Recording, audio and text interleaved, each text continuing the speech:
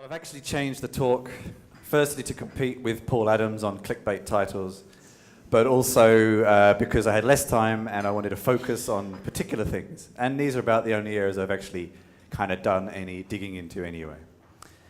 So, I guess the spoiler summary for this talk is be curious and explore other things. We've already had some amazing talks on like documenting data centers, and this is going to get a little bit probably the complete other end of the spectrum, but just looking into other fields of other people who write instructional content, shall we say.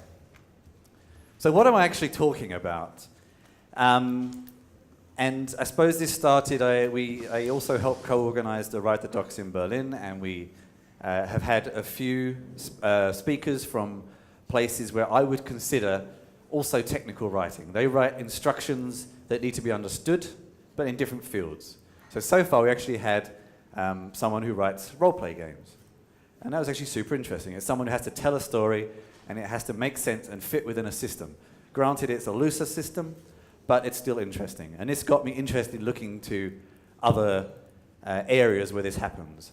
A lot of it sparked from, so I started working on my own board game, and these pictures are not looking quite right, but I think it's okay. So I started working my own board game. I play a lot of board games myself, and then I thought I'd give making my own one a go. And this was a lot harder than I was expecting, because you have to make things work and be enjoyable. They have to follow a system. The rules have to make some form of sense, and the components have to work with each other in a way that makes sense. And this is surprisingly hard, and it actually surprised me how hard it was. And so I spoke to a lot of other people who also made games and how they work and how they do these things. And there's a lot more mathematics involved in it than I expected as well. But in essence, a board game is effectively a series of steps that need to be understood and followed by the user, the gamer. Sounds pretty similar to a lot of the things we do. Also, I've moved cities a few times, so I spent, and I'm wondering how this picture is going to look, a lot of time looking at these. No. Oh dear. This is actually a spoof Ikea manual. But I don't know if you can actually tell. I could have problems later in the presentation. We'll see how we go. But there's actually a whole world of these fake Ikea manuals, which are quite fun. And again, I got really obsessed with these. They're, again, a series of steps that need to be followed for people to understand and achieve an outcome. Again, sounds a little bit like some of the things we do. So I wanted to have a look at some of the things I've picked up from working on these. And my next few pictures are quite important, so I may have to bug you by doing a resolution fix in a second. We'll see what happens. So my first example is actually taken from a board game. And this is text, so that's okay. This is paraphrasing. This is not the exact wording, and I can't even remember the game. It was quite an old game. It was like a space combat game. And one of the things you can do is form alliances between players against other players. And then you have various actions and cards you can take when you attack, when you do trade actions, etc., etc. And I mean, this is an example, A, of bad game writing, but also just English. English is a very vague language, and it's problematic. It says, you can take this action. What does that mean? Does that mean me? Does that mean me and my ally? What does it actually mean? And again, in other languages, this would be a lot clearer. It's also a problem with English in itself, but this was a question that we were sat around the table debating for about 10 minutes of like, who's you? I don't know. And then, so for example, good, it is sort of working. This is from a very similar game. This is a kind of classic game called Cosmic Encounter that has been rewritten several times. And it's a similar concept. Again, it's sort of alien space battles. And there's still a lot of text here, which we'll come back to later.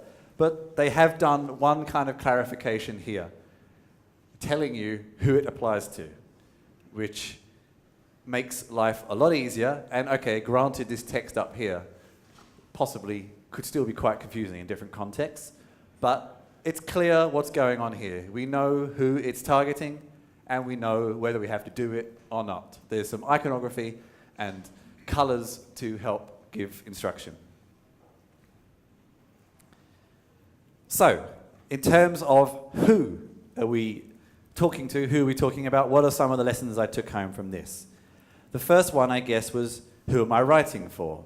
The different levels of games, some are very advanced and designed for hardcore gamers who don't need to be told everything. There's been a recent trend in a lot of role-playing games to try and be more welcoming, and sometimes it feels a little extraneous, and maybe the balance isn't quite right on who they're actually aiming at.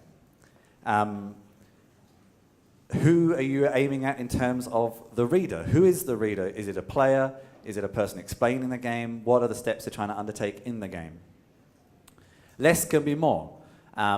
We'll come back to this in a later example, but sometimes specific clear text is actually enough to explain something instead of an entire paragraph that could be misinterpreted. And again, considering the context of the reader, what are they trying to do at the time? So what? This I love. You've noticed these sorts of instructions in lots of Ikea manuals.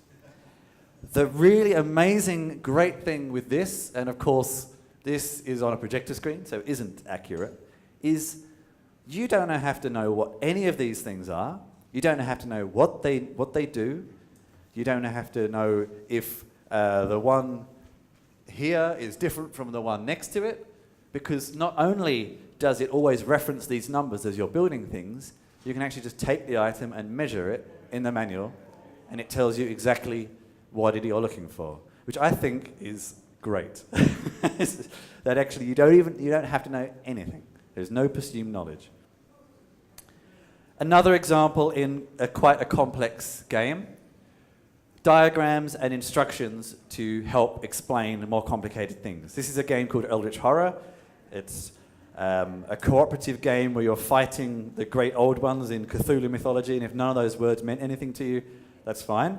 If they did, you'll know what I'm talking about. But it's traditionally a very complicated game to get set up, as you could possibly see from this picture. It probably takes you the best part of an hour just to start the game sometimes. And these sorts of diagrams can help you understand that with instructions as you go. Still complicated, but it's helping quite a lot. So some lessons I learned from this is if you do have external concepts that maybe need explaining in your documentation, link to them. Don't assume that everyone knows what you're talking about. And if you think they do, so what anyway? What is to be lost from just linking to something to add some explanation? Adding interactivity. In some of the technical work I've done, we've actually found that interactive consoles, examples like JS fiddles and things that let the reader experiment in line are really, really effective. And then images and videos. As a more experienced coder, I actually don't like videos because I can't get to what I want. But for beginners, they are amazing and really, really effective. So interactivity and aids to your main documentation. Testing. So board games involve nothing but humans, or sometimes our cat tries to get involved with the game, but most of the time they involve humans playing humans. And as technical writers, we have a lot of these great tools for testing our writing automatically, and they flag a lot of problems. But the end audience is largely still humans, and they do have a tendency to mess things up in ways I'm using the word mess things up in a gaming context when we don't expect them to. Testing board games is actually really, really brutal because everything is usually done with you in the room, facing the people, and board gamers seem to have a very, very strong desire to want to show you how your game is wrong and try and break it for you. And they basically sit there looking for the flaw and how they can exploit it, which is a very brutal thing to do. So I guess not forgetting the fact that when it comes out of your head, there's going to be real people using it. And the same applies to Ikea manuals. If this is actually from Ikea's official advertising, which I love. This is not a mock. Some products need to be followed in certain steps, in a certain order, or they don't work out. And if that is the case, make sure it's understood. So, lessons learned from this are test with people, and if order is essential, make sure you guide people through an onboarding process that makes them, or gently encourages them to follow that certain steps. Inclusiveness. I'm using inclusiveness in a fairly broad sense here. So, this is an extreme example for a game called Seven Wonders, and lots of the cards in the game just have icons, and then you have a reference. And the usefulness of a reference is debatable, but the great thing about this game is I have played this game in 3 languages, and it really didn't matter, because on the main game components, all just icons. And it can be translated very, very easily and distributed around the world. And here's another example from Ikea. Again, I don't have to know what any of this means. I can just follow it. There is no text. I don't know about outside the West, but if you've ever seen like an Ikea manual, it usually has the sort of safety information at the beginning in about 8 languages, which implies to me that these instructions will work with just about anybody. There's no translation needed, and someone spent a lot of time figuring all this out, but it's quite incredible. So, lessons learned here, if possible, consistent, bite-sized concepts that can then be chunked and reused and are more easily to manage in the long run. And don't alienate the reader by overwhelming them with concepts that make them feel stupid for not understanding. Storytelling is my kind of, like, one of my final bits. This is a really fascinating game called The Grizzled, where you actually play World War I soldiers trying to survive the trenches. It's a horrible, horrible game setting and a really brutal game, and yet in this manual they do this really nice way of making the story as fun as it could be. And again, I love these steps in the IKEA manuals where they kind of acknowledge some of the problems you may have and make you sort of feel nice about the problems you may experience and guide you through feeling okay about it. So that's my lessons learned from that.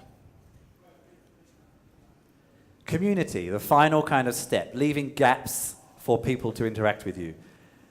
One of the other things I love about IKEA is they don't actually care. There's lots of instructions around on the internet about how to do better things with the things they supply, and they don't shut any of them down. They're all kind of left there. They let people just experiment with what they have. And it reminds me a little bit of open source in some respects. And the board gaming community is very similar. If you can read any of this, but this is again from Eldritch Horror, people will often find problems. They'll find things not available in their language. And there's a great but horrible, ugly website called Board Game Geek where people upload all these things, and most of the time they never get taken down. The publishers just allow them to remain. They've let them fill the gaps that they didn't fill. And again, so this is my things here. Sometimes allowing and accepting feedback, looking at feedback is great to help you with your own testing and filling the gaps you didn't even know you had yourself. So that was me. I am the technical writer at a company called Contentful, and you can also find my own personal blog. And if you like my chinchilla, I have stickers, which you can adorn your laptop with. And thanks very much.